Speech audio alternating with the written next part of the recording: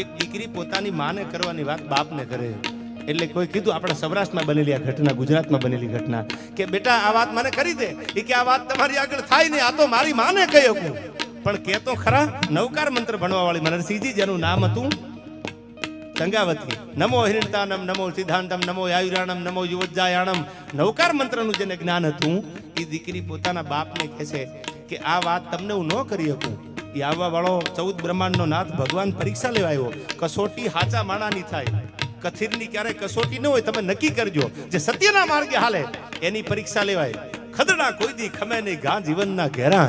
એ તો હે કરીને નીકળી જાય યાર.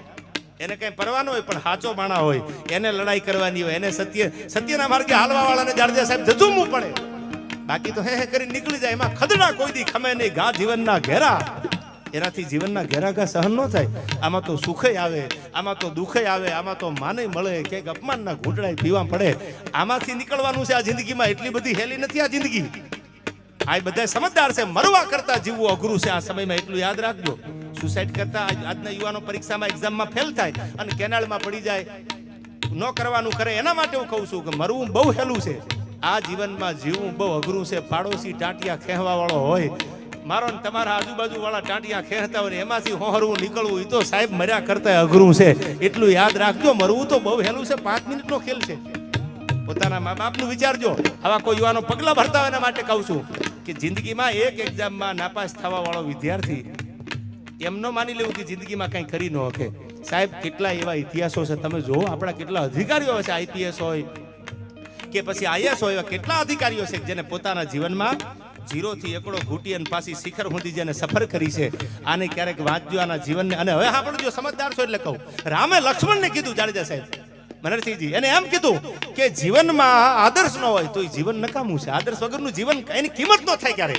તો લક્ષ્મણે રામને કીધું, વળતા સાંભળજો, એ કે તમે ભાઈ વાત કરો છો બહુ સાચી છે કે આદર્શ વગરનું જીવન નકામું છે. પણ રામ તમે સાંભળી લ્યો, આદર્શ પકડવામાં, આદર્શ રાખવામાં આખું જીવન પૂરું થઈ જાય છે. એનું શું કરવું? આદર્શ પકડવામાં આખું જીવન વ્યર્થ બની જાય, એનું શું કરવાનું? તો રામે વળતો જવાબ આપ્યો લક્ષ્મણને, લક્ષ્મણ હવે તું સાંભળ. આદર્શ પકડવામાં, આદર્શને રાખવામાં જીવન જેના વ્યર્થ બની જાય ને એ પાછા બીજાના જીવનના આદર્શ બની જાય છે. દાખલા તો આયા મીરાબાઈના દેવા પડે, જેને ઝેરના ઘૂંટડા પીધા છે. દાખલા તો આ ભરી બજારમાં વેચાણા હરિચંદ્રના દેવા પડે.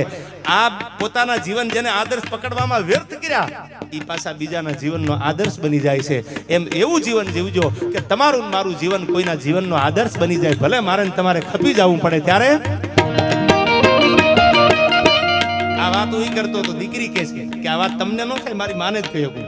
પણ હવે તમે મને કયો છો તો તમને કહી દઉં, સાંભળી લ્યો. તમને મેં મારો દીકરો ખાંડીને આપી દીધો. કોઈ રોટલાની મહેમાનગતિ કરાવે, કોઈ બત્રી ભાતના ભોજન આપે, મેં તો મારો દીકરો ખાંડીને દઈ દીધો. જાઓ જુનાગઢની બાજુમાં બિલખા ગોગડી, અને તોય તમે એમ કહો છો કે હું નહીં જમું. હવે મારી આગળ કાંઈ છે નહીં, અને તોય પાછા તમે ન જમો એનો વાંધોય નથી. પાછા મેણું મારો છો કે અમે વાંજિયાના ઘરનું ખાતા નથી, તોય તમે અમને વાંજિયા કીધા. પણ હવે સાંભળી લ્યો, હું વાંજણી નથી, તમે મેણું મને મારો. માં મારા ઉદરમાં 5 મહિનાનું બાળક છે. બાપ જાણી તને કહું છું બાવા, મારા પેટ છે મહિના 5. આશરો સીતારામનો જેને ઉનીનો આવે, આજ બેઠો આજ થાશમાં બાવા, તને જેમાં વિના દઉં નહીં જવા. આ દીકરીઓ બોલી છે, સાંભળજો કે તને ડગલું ન ભરવા દઉં, મને મારા ભગવાન ઉપર ભરોસો છે. અને મારા ઉદરમાં જે બાળક છે ને એ તારી સામું મૂકી દો, પછી તો વાંજ્યા નહીં કે ને. સાહેબ ભગવાનને પાછા ડગલા ભરવા પડ્યા છે. જાઓ જલારામ આગળ વીરપુરના પાદરમાં ભગવાનને ભોઠપ લાગીને પાછું જવું પડ્યું છે. આવી ધરતીમાં મારો ને તમારો અવતાર થયો છે. આથી બીજી પવિત્ર ધરતી તમે ક્યાં ગોતવા જવાના? આ કઈ વિદેશમાં થોડું આવું બધું બનેલું છે? તમે આ બધા ભણેલા ગણે છે. મેં આર્ટિકલ વાંચેલો, આખી વાત વાંચેલી, એટલે તમને કહું વિદેશમાંથી ભૂરી ભગવાન પહેરી લીધા છે. આવી દ્વારકામાં દર્શન કરવા ગયા, ભગવાનની દ્વારકાધીશની મૂર્તિ જોઈ, પ્રેમ થઈ ગયો. ત્યારે મૂર્તિ ભેળી લઈ લીધી મનરસિંહજી. અને એને બીજી દીકરી જો આવી હતી ભારત, એને કીધું કે તમે તો વિદેશના હોય એવું લાગો છો, તો કેમ ભગવો પહેરી લીધો ભારતમાં? એવું ભારતમાં છે શું? ત્યારે ઓલો ભગવો પહેરવા વાળો માણસ 2 વિદેશના વાતો કરતા ઇંગ્લિશમાં. મને એટલું બધું પાછું આવડતું નથી, એટલે હું ગુજરાતીમાં તમને કહું. એને એમ કીધું કે હું અભણ નથી, ગાંડો નથી થઈ ગયો, હું ભારતમાં આવીને ભગવા પહેરી લઉં. પણ હવે સાંભળી લે દીકરી, ભારતમાં જ્યારે મેં પગ મેલ્યો આ ભારતની સંસ્કૃતિને જોવા માટે ઇંગ્લેન્ડમાંથી, ત્યારે હું દ્વારકાધીશના દર્શન કરતો અને મને મુરલીધર મહારાજ ઉપર તાર લાગી ગયો. મેં મૂર્તિ લીધી આની. અને હવે સાંભળી લે બેટા, હું કેમ્બ્રિજ યુનિવર્સિટીનો પ્રોફેસર હતો. કેમ્બ્રિજ યુનિવર્સિટી ઇંગ્લેન્ડની એનો પ્રોફેસર હતો અને પહેલા વિશ્વયુદ્ધના ફાઇટર પ્લેનનો હું પાયલટ હતો. મારું નામ છે ડોક્ટર હેનરી નિક્સન. હું ભણેલો ગણેલો છું, અભણ નથી કાંઈ ભગવો પહેરી લઉં, પણ મેં ભારતમાં જોયું છે એવું દુનિયામાં ક્યાંય નથી જોયું. આ આપણો દેશ છે. ડોક્ટર હેનરી નિક્સન કહે છે. હવે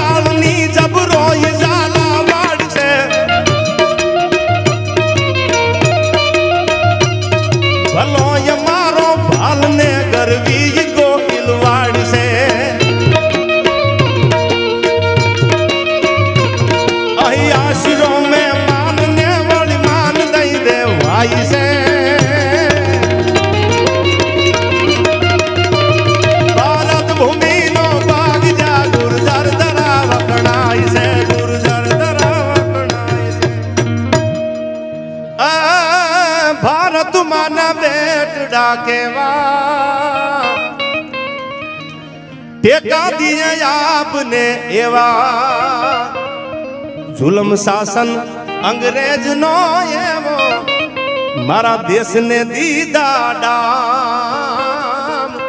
જુલમ શાસન અંગ્રેજ નું એવું મારા દેશને દીધા ડામ.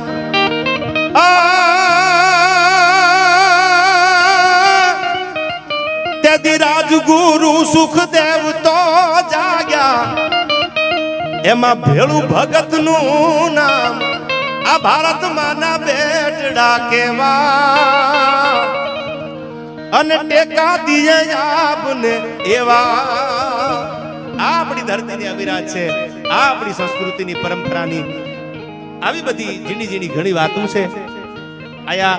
પણ છેલ્લે ભગવાન ભોળાનાથને પ્રાર્થના કરી ગઈ, સોમૈયાનાથ તારા પટાંગણમાં એટલું બધું માણા જે આખો આ કાર્તિકી પૂર્ણિમાનો જે જબરજસ્ત મેળો છે નિર્વિઘ્ને ઉકલી જાય. તારા આશીર્વાદ આ ધરતી ઉપર આ પાવન ધરા સોમનાથની છે. 12 જ્યોતિર્લિંગમાંનું પહેલું જ્યોતિર્લિંગ. ત્યારે તારા ચરણોમાં વંદન કરું છેલ્લે સોમનાથ મહાદેવ.